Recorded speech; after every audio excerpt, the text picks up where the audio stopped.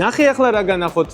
გერმანელებმა გამოგვიგზავნეს ეს ფურცელი და გვითხრეს, რომ ამით შეგვიძლია გავიგოთ გადაცემათა კოლოფში ხომ არ არის გადატანილი გაგრილების სითხე.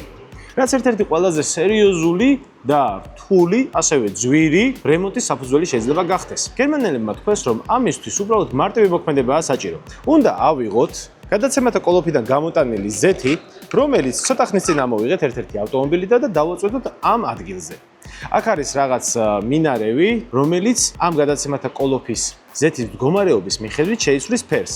მწვანე კარგია, ყვითელი და წითელი ცუდია. სიმართლე გითხრათ, იმის გამო რომ შპრიცზე ნაკლებად მეფიქრება ხოლმე, ტესტირებისთვის შპრიცის მოტანა დამავსდა, პიპეტკისაც, ამიტომ ახლა ცოტა უნდა ვიწუწაო, თუ დავისვრები თქვენ იცინებთ ეგ არაფერი. ცუდი არაფერი მოხდება რა. ოპა.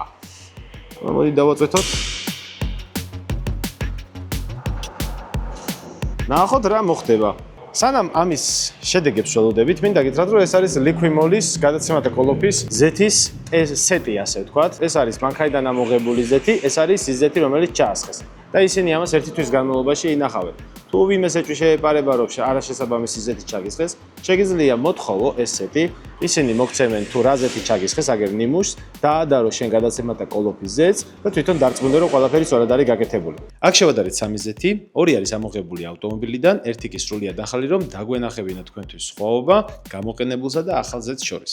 ძალიან კარგი ამბავი გვაქვს შენი ავტომობილის მეპატრონეებისთვის. როგორც ხედავთ, მათ მასინჯერმა შეიცვალა ფერი, მაგრამ ყვითელი ზოლი არ გაუკეთებია ირგვლივ არც ეს, რაც ნიშნავს, რომ ამ ავტომობილის გადაცემათა კოლოფში არ არის წყალი გადატანა, წყალს ოძახი გაგრილების სითხე არ არის გადატანილი და ეს ძალიან კარგია. თუმცა, თქვენ შეგიძლიათ დააკვირდეთ მათი გადაცემათა კოლოფის ზეთის ფერებს და მაგის მიხედვით განსაზღვროთ თუ რა მდგომარეობაშია. ასევე მესამე ფურცელზე დავაწვეთეთ ახალი ზეთი, როგორც იცით, რომელიც გადაცემათა კოლოფში არ არის ნამყოფი და აი ნახეთ როგორია ახლის მდგომარეობაში რამდენად გამჭვირვალე. ასე რომ მეგობრებო, თქვენი ზეთი ესე იცვლის ფერს დროთა განმავლობაში ექსპლუატაციასთან ერთად და კარგავს თვისებებს. ამიტომაც ძალიან მნიშვნელოვანია, რომ დროულად შეიცვალოს ზეთი გადაცემათა კოლოფში.